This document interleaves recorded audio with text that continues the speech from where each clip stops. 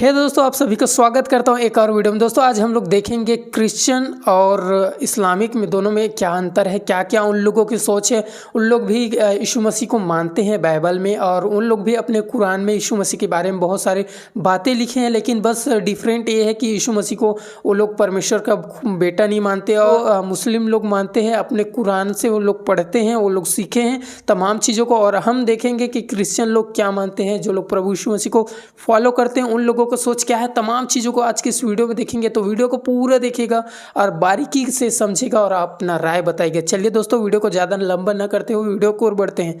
चलिए वीडियो देखते हैं। क्रिश्चियनिटी और इस्लाम दोनों दुनिया के बहुत ही मशहूर, पॉपुलर और सबसे ज्यादा फॉलो किए जाने वाले रिलीजन है। मसीहत दुनिया का सबसे ज्यादा फॉलो किए जाने वाला रिलीजन है, और दूसरी तरफ इस्लाम दुनिया का सबसे ज्यादा तेज ग्रोइंग यानी बढ़ रहा रिलीजन है। अब इन दोनों रिलीजन्स में, दोनों मजहबों में क्या अंतर है, क्या फर्क है, क्या डिफरेंसेस हैं, आज हम इस वीडियो में डिटेल में जानने वाले हैं। और अगर आप एक क्रिश्चियन है और एक मुस्लिम है, ये वीडियो आपके लिए बहुत इंफॉर्मेटिव होने वाली है। और अगर आप एक नॉन मुस्लिम, नॉन क्रिश्चियन और अपनी नॉलेज के लिए जानना चाहते हैं, तो ये वीडियो आपके लिए है। और तो सबसे पहले हम शुरू करते हैं, सबसे पहले जो दोनों मजहबों की पवित्र किताबें हैं उनसे, the Holi scriptures of both the religion. और तो सबसे पहले शुरू करते हैं कुरान से। कुरान इस्लाम मुस्लिम्स ये मानते हैं कि ये अल्लाह की एक आखिरी किताब है, पूरी इंसान जाति के लिए एक आखिरी पैगाम है, मैसेज है, जो कि अपने पैगंबर, अपने नबी मोहम्मद के थ्रू अल्लाह ने पूरी दुनिया को दिया है। अब ये कुरान कब मिलना दुनिया को शुरू हुआ?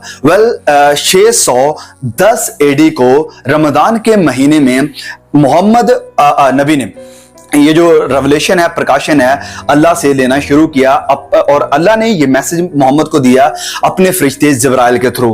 और जब मोहम्मद को ये मैसेज मिला, तो अब क्योंकि मुस्लिम स्कॉलर्स और मुस्लिम जो किताबें, रिसोर्सेज हैं, अच्छी तरह से इस बात को कंफर्म करते हैं कि जो नबी मोहम्मद थे वो पढ़े लिखे नहीं थे, ना वो पढ़ सकते थे, ना वो लिख सकते थे। तो जो भी मैसेज उन्हें दिया जाता था वो इसे रिसाइट करते थे, बोलते थे अपने कंपेनियंस के ऊपर, और उन्हें कहते थे कि वो याद रखें। और वो सब लोग याद रखते थे, और उन लोगों में से कुछ लोग थे जो लिख सकते थे, पढ़ सकते थे।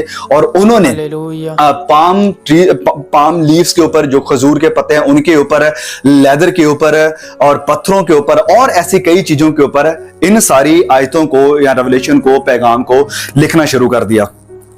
जब डेथ हुई नबी मोहम्मद की, तो उसके बाद जो उनके अगले सक्सेसर हुए वो थे अबू बकर।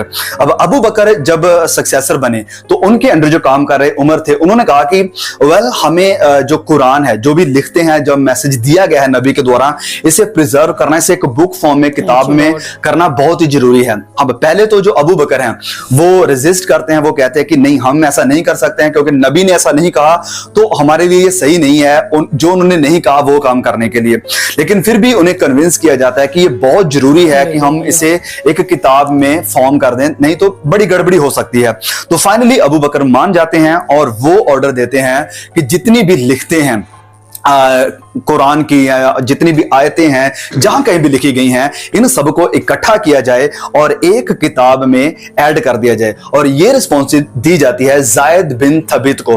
और जायद बिन थबित जहां कहीं से भी उसे मिलता है, और जहां कहीं भी कलेक्टेड थी कुरान की आयतें, उन सबको वो लेते हैं और एक किताब में फॉर्म करते हैं। और जितने लोगों ने उसे याद किया था उनको भी पास में बिठाते हैं, और सब कुछ जैसे जैसे ऑर्डर था उसे लिखना शुरू कर देते हैं। इस चीज को लेकर भी कई कंट्रोवर्सीज हैं, हम उसमें नहीं जाने वाले हैं, लेकिन जो मेन स्ट्रीम आइडिया है मैं उनकी यहां पर बात कर रहा हूं। तो इसके बाद मैं यहां पर एक चीज को और ऐड करना चाहता हूं कि जब जायद इब्न थबीत कलेक्ट कर रहे थे सारी कुरान की आयतों को, तो वहीं पर जो मोहम्मद नबी की जो एक बीवी थी जिसका नाम है आयशा, आप में से बहुत से लोगों ने जानते होंगे, तो उनके पास भी कुछ कुरान की आयतें थी जो कि पाम लीफ के ऊपर लिखी हुई थी। और ये सारे मैं मुस्लिम रिसोर्सेज से कोट कर रहा हूं। मेरे पास ये 2 इस्लाम की किताबें हैं जहां से मैंने कुछ स्टडी करी है, और फिर आपको ऑनलाइन रिसोर्सेज मिल जाएंगे। और मैंने कोई भी नॉन मुस्लिम रिसोर्स को नहीं पढ़ा, नहीं देखा, क्योंकि मुझे पता है कि उनमें कुछ प्रोपेगेंडा के साथ भी लिखा हुआ हो सकता है। तो जितने भी मैंने रिसोर्सेज पढ़े सारे मुस्लिम रिसोर्सेज थे, सारे वो आर्टिकल्स थे जो मुस्लिम्स के द्वारा, मुस्लिम स्कॉलर्स के द्वारा लिखे गए हैं। तो उनके मतलब अकाउंट में ये भी बताया गया है कि जब ज़ैद बिन थबित कलेक्शन कर रहे थे सारी इस्लामिक रिसोर्सेज की, तो उसी दरमियान उन्हें पता चलता है, क्योंकि उन्हें आयशा बताती है कि कुछ कुरान की जो आयतें हैं जो कि पाम लीफ के ऊपर, खजूर के पत्तों के ऊपर लिखी गई थी, उन्हें बकरी ने खा लिया है। और जो ज़ैद इब्न थबीत है वो उस बात को कन्फेस भी करते हैं, वो मानते भी और कहते भी हैं। तो इसके बाद जब कलेक्ट हो जाती है जितना भी कुरान की आयतें थी, उन्हें एक बुक में फॉर्म किया जाता है। तो इसके बाद कुछ सालों के बाद जब खलीफ उस्मान आते हैं, तो वो जब एक युद्ध के लिए जाते हैं एक देश में, तो वहां पर ईरान और कुछ और देशों के जो मुस्लिम्स थे, जब वो कुरान रेसिटेशन के लिए, कुरान पढ़ने के लिए इकट्ठे होते हैं, तो ये मुस्लिम्स देखते हैं कि जो उनका कुरान पढ़ने का, बोलने का जो तरीका है या उनके जो कुछ शब्द हैं वो हमारे साथ मैच नहीं कर रहे हैं। तो फिर उस्मान देखते हैं कि ऐसी तो बड़ी गड़बड़ी हो जाएगी। तो फिर वो फाइनली फिर से ऑर्डर करते हैं कि कुछ 12 मुस्लिम स्क्राइब्स जो होते, जो पढ़े लिखे लोग थे, उन्हें इकट्ठा किया जाए और जितने भी और रिसोर्सेस हैं, जैसे जो उनके पास है, जो ईरानियन मुस्लिम्स के पास हैं और जो बाकी मुस्लिम्स के पास, उन सबको दोबारा इकट्ठा किया जाए और फिर एक finalised canon of the Quran बनाया जाए। तो तकरीबन 20 साल के बाद, मोहम्मद नबी की मौत के 20 साल के बाद दोबारा से फिर खलीफ उस्मान ये ऑर्डर देते हैं और दोबारा से कुरान को कैनोनाइज किया जाता है। और फिर कुछ कॉपीज ऑफ द कुरान जो कि हफ्सा थी, उमर की बेटी, मोहम्मद नबी की बीवी, कुछ जो रिसोर्सेज है वो उनके पास भी थे, उन्हें भी दिया जाता है और फिर एक final form of the Quran तैयार की जाती है। नाउ यहां पर मैं फिर से ऐड करना चाहूंगा इस बात को कि जो शिया मुस्लिम हैं वो मानते हैं कि जो उस्मान खलीफ थे, उन्होंने कुरान में छेड़छाड़ की है, गड़बड़ी की है, और जो पहले वाला कुरान था जो अबू बकर के द्वारा तैयार किया गया और ज़ैद इब्न थबीत ने फाइनलाइज किया था, ये उसकी अडल्ट्रेशन है और ये फाइनल कुरान नहीं है। तो यहां पर कुछ वाद विवाद हैं, हम उस चीज में नहीं जाएंगे, ये सारे रिसोर्सेज आपको ऑनलाइन मिल जाएंगे अगर आप और ज्यादा डिटेल में जाना चाहते हैं। तो फिर से मैं कहना चाहूंगा कि यहां पर उस्मान ने फिर एक फाइनलाइज कुरान का वर्जन बनाया और उसने खुद से नहीं किया, 12 मुस्लिम स्क्राइब्स इसमें यहां पर थे और ज़ैन इब्न थबीत जिसने कि पहले फाइनलाइज किया था वो भी यहां पर था, इन 12 में से एक। और फिर क्योंकि अब कुछ जो लैंग्वेजेस थी उस वक्त अरबिक में भी वो एक सेम डायलेक्ट नहीं था, अलग अलग डायलेक्ट थे, अलग अलग जो ट्राइब्स थी उनकी अलग अलग भाषाएं थी। जैसे कि आज हमारे इंडिया में भी अलग अलग कुछ ट्राइब्स हैं जिनके की अलग अलग डायलेक्ट हैं, भाषाएं हैं। उस वक्त भी कुछ ऐसे ही प्रॉब्लम थी वहां पर, लेकिन फिर भी उसे अब एक फाइनलाइज फॉर्म में बनाया गया और मुस्लिम्स मानते हैं कि इसे ज्यादा लैंग्वेजेस में हम कॉपी नहीं कर सकते हैं या ट्रांसलेट नहीं कर सकते हैं। अगर इसे और लैंग्वेजेस में ट्रांसलेट किया जाएगा तो जो कुरान का मैसेज है वो बिगड़ जाता है, इसलिए आपको नहीं मिलेगा देखने कि कुरान की जो ट्रांसलेशन है वो की गई है। हाँ, इंग्लिश या और ट्रांसलेशन में मिल जाती हैं, लेकिन वो ऑथराइज ट्रांसलेशन नहीं है, उन्हें फाइनल नहीं माना जाता है। फिर भी माना यही जाता है कि ओरिजिनल जो कुरान है या ओरिजिनल जो पढ़ा जाना चाहिए, जो सुना जाना चाहिए, वो अरबिक में ही पढ़ा और सुना जाना चाहिए। और तो ये थी थोड़ी इंफॉर्मेशन कुरान के बारे में। अब हम थोड़ा जान लेते हैं बाइबल के बारे में। तो बाइबल को लिखने वाला कोई एक इंसान को 20 या 12 इंसान नहीं थे। बाइबल को लिखा गया है तकरीबन 40 लेखकों द्वारा, 40 authors have written the Bible. और ये तकरीबन 3 कॉन्टिनेंट्स, 3 महाद्वीपों, अलग अलग महाद्वीपों के ऊपर लिखी गई है और टोटल 3 भाषाओं में बाइबल लिखी गई है, इब्रानी में, अरामाइक में और यूनानी भाषा में। और इसके बाद इसको लिखने वाले भी तकरीबन, जैसे मैंने कहा, 40 ऑथर हैं और 1500 सालों में पूरी बाइबल को लिखा गया है। और फिर मैं यहां पर बता दूं कि क्रिश्चियंस ये मानते हैं कि जो किताब या बाइबल लिखी गई है, ये लिखी गई है इंसानों के द्वारा, नबियों के द्वारा, राजाओं के द्वारा, चरवाहों के द्वारा और किसानों के द्वारा, और फिर कई जो राजों के नीचे काम करने वाले उन लोगों के द्वारा, रसूलों के द्वारा, प्रेरितों के द्वारा, शागिर्दों के द्वारा। तो क्रिश्चियंस मानते हैं कि ये सारे लोग लिखने वाले थे, लेकिन ये सब लोग इंस्पायर किए गए थे या इन्हें प्रेरित किया गया था पवित्र आत्मा ने। पवित्र आत्मा की प्रेरणा में, इंस्पायरेशन में बाइबल को लिखा गया है। इसके बाद बाइबल की जब, जैसे कि हमें कुरान में भी ऐसा ही हुआ, इस क्रिश्चियनिटी में भी, बाइबल के साथ भी ऐसा ही था कि जब ओरिजिनल लेटर्स लिखे गए, जैसे कि लेटर लिखा गया लूका के द्वारा, मरकुस के द्वारा, मत्ती के द्वारा, पौलुस के द्वारा, तो ये जो सारे लेटर्स थे वो चर्चेस में सर्कुलेट हो रहे थे। और एक चर्चेस में जब एक लेटर जाता था तो वो चर्च के लोग उसे कॉपी करके और भी जो बाकी आसपास के चर्चेस थे, कलीसियाएं थी, फेलोशिप्स थी, क्रिश्चियन थे, उनके पास भेज देते थे। तो ऐसे करके बहुत सारे मैन्युस्क्रिप्ट्स जो बाइबल के हैं वो आज भी मौजूद हैं। तो सारी बाइबल की सारी हिस्ट्री में मैं नहीं जाने वाला हूं। अगर मैं जाऊंगा तो काफी लंबा वक्त निकल जाएगा। इसके ऊपर हमने ऑलरेडी हमारा जो दूसरा चैनल है ब्रदर याकूब लाइव करके, वहां पर उसकी स्टडी हमने कंप्लीट बताई हुई है कि बाइबल हमें कैसे मिली है। वहां पर प्रकाशित वाक्य की स्टडी भी चल रही है, अगर आप देखना चाहते हैं तो प्लीज जरूर देख लेना उन सबको। तो जैस हम लोग जानते हैं कि दोनों मजहब मानते हैं कि जो हमारी किताबें हैं ये परमेश्वर के द्वारा दी गई हैं और ये फाइनल परमेश्वर का मैसेज है। ओके, तो इसके बाद बात करते हैं हम गॉड्स की। Both religions believe in monotheism. सबसे पहले हम बात करें अगर इस्लाम की, तो इस्लाम मानते हैं कि Allah is the final extreme and perfect and all knowing eternal God. कि अल्लाह जो है वो वही एक खुदा है और उनके आसपास में उनके सिवाय या उनके नीचे उनके ऊपर और कोई भी खुदा नहीं है। मुस्लिम्स बिलीव करते हैं मोनोथीज्म में। मोनोथीज्म होता है बिलीव इन वन गॉड, की एक परमेश्वर के ऊपर हम विश्वास करते हैं और वो ये मानते हैं कि जो अल्लाह है, जो खुदा है, वो ना तो किसी इंसान का रूप लेता है, वो निरअहंकार है, ना वो किसी से बात करता है, ना वो किसी से रिलेट करता है, ना वो किसी के साथ रिलेशनशिप बनाता है। So he is a distant God. वो दूर रहता है, जो कि किसी की नॉलेज में, किसी की नोइंग में, किसी की रिलेशनशिप में नहीं है। ओके, तो दूसरी तरफ है क्रिश्चियंस भी, जैसे मैं सबसे पहले कहूंगा यहाँ पर we Christians believe in monotheism, कि हम भी यही विश्वास करते हैं कि there is only one God. हम भी विश्वास करते हैं एक ही गॉड में। अब बहुत सारे लोग हैं जो मिसअंडरस्टैंड करते हैं कि क्रिश्चियंस 3 खुदाओं के ऊपर या और बहुत सारे गॉड्स के ऊपर विश्वास करते हैं, लेकिन ऐसा नहीं है। We Christians believe in one true God. और उसके बाद हम मानते हैं कि ये जो गॉड है इसके 3 पर्सन्स हैं। There is a triunity, त्रिएकता है इस परमेश्वर में। और वो ट्रिनिटी हम जानते हैं क्या है, पिता, पुत्र और पवित्र आत्मा। अब इसका मतलब क्या है, ये फिर से अलग मैटर है, लेकिन उसमें जाना नहीं चाहता हूं।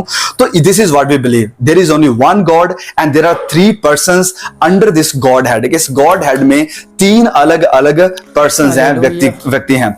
वो है पिता, पुत्र और पवित्र आत्मा। और ये कोई आज का कॉन्सेप्ट नहीं है जो अपनी तरफ से बनाया गया। वरन जब हम बाइबल में पढ़ते हैं और पुराने नियम में जाते हैं, पुराना नियम जो कि यहूदियों का स्क्रिप्चर था उस वक्त में, तो वहां पर जब पहला शब्द हमें देखने को मिलता है इन द बिगिनिंग गॉड, कि आदि में परमेश्वर ने, तो ये जो वर्ड यूज हुआ है परमेश्वर, वो वर्ड है एलोहिम।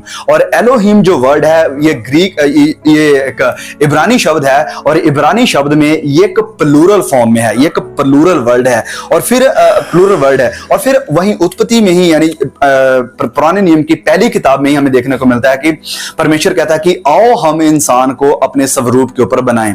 तो वहां पर फिर हम देखते हैं प्लूरैलिटी हमें वहां पर भी देखने को मिलती है। और फिर जब हम पुराने नियम में आगे पढ़ते आते हैं तो वहां पर हमें कई बार परमेश्वर की प्लूरैलिटी हमें देखने को मिलती है। जैसे कि जब हम पढ़ते हैं दानियल अध्याय 7 में, तो वहां पर जब दानियल एक विजन को, एक दर्शन को देख रहा है, तो वहां पर लिखा है कि दानियल देखता है कि मैं किसी को देखता हूं जो कि इंसान के पुत्र के जैसा है, जिसके पास महिमा है, आदर है और जिसकी दूत आराधना कर रहे हैं। तो फिर से वहां पर प्रभु यीशु को दानियल देख रहा है और ये सब बातें पुराने नियम की हैं।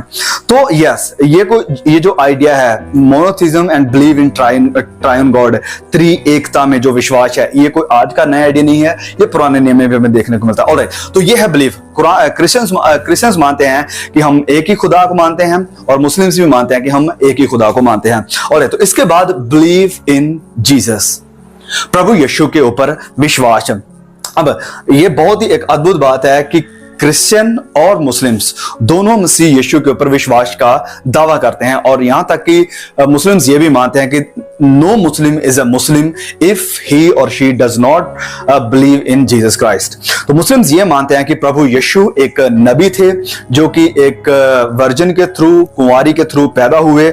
मुस्लिम्स ये मानते हैं कि वो वर्ड ऑफ अल्लाह, खुदा के शब्द हैं।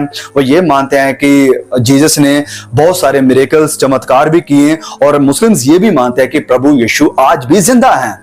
मुस्लिम्स ये मानते हैं कि प्रभु यीशु आज भी जिंदा है, उन्हें जिंदा उठा लिया गया था। और वो ये मानते हैं कि प्रभु यीशु दोबारा इस दुनिया के ऊपर वापस आएंगे। अब यहां पर थोड़ा डिफरेंस आ जाता है। वो कहते हैं कि प्रभु यीशु दोबारा पृथ्वी पर इसलिए आएंगे ताकि वो लोगों को एक फाइनल मैसेज दे सकें, जिसमें वो जितने भी क्रिश्चियंस हैं उन्हें कहेंगे कि तुम इस्लाम को कबूल कर लो। ये मुस्लिम्स का मानना है प्रभु यीशु मसीह के बारे में। अब आप कहेंगे कि ओके, अगर मसीह यीशु के बारे में मुस्लिम्स मानते हैं तो डिफरेंसेस कहां पर है, क्या चीज है जो यीशु मसीह के बारे में नहीं मानते हैं? तो सबसे मेन जो चीज है वो प्रभु यीशु मसीह के बारे में नहीं मानते मुस्लिम्स। ये नहीं मानते कि प्रभु यीशु खुदा है, वो कहते हैं कि वो बस एक नबी हैं। फिर प्रभु यीशु के बारे में मुस्लिम्स ये नहीं मानते कि प्रभु यीशु को क्रूस के ऊपर चढ़ाया गया था, तो फिर उनके मुर्दों में से जिंदा होने की तो बात ही नहीं रहती है। मुस्लिम्स नहीं मानते कि प्रभु यीशु को क्रूस के ऊपर चढ़ाया गया था। तो ओके, तो यहां पर आ जाता है पार्टिंग ऑफ द फेथ की, जहां पर मुस्लिम्स मसीह यीशु को इन चीजों में मना कर देते हैं। तो क्रिश्चियंस क्या मानते हैं?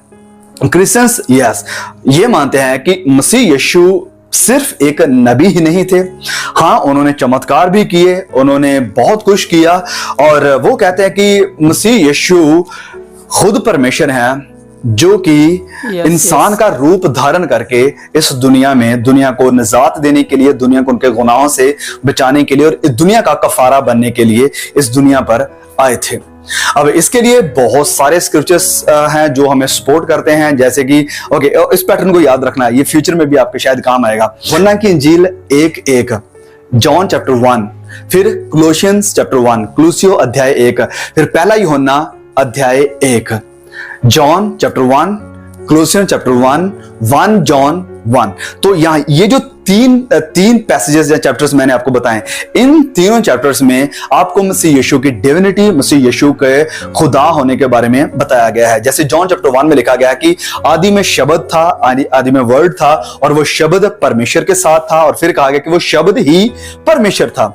वचन क्लियर है। और वो शब्द फिर वचन में आगे लिखा है कि देह धारण करके आया, और वचन में ये भी लिखा है प्रकाशित वाक्य यूहन्ना अध्याय 1:3 में कि उसी के द्वारा सब कुछ बनाया गया, इसी शब्द के द्वारा, जो शब्द परमेश्वर के साथ था और जो शब्द परमेश्वर था। तो अब मैं यहां पर यह प्रूव करने के लिए नहीं क्योंकि यीशु खुदा है या नहीं, लेकिन मैं आपको बिलीफ बता रहा हूं कि क्रिश्चियंस ये मानते हैं कि यीशु इंसान बने लेकिन वो खुदा है।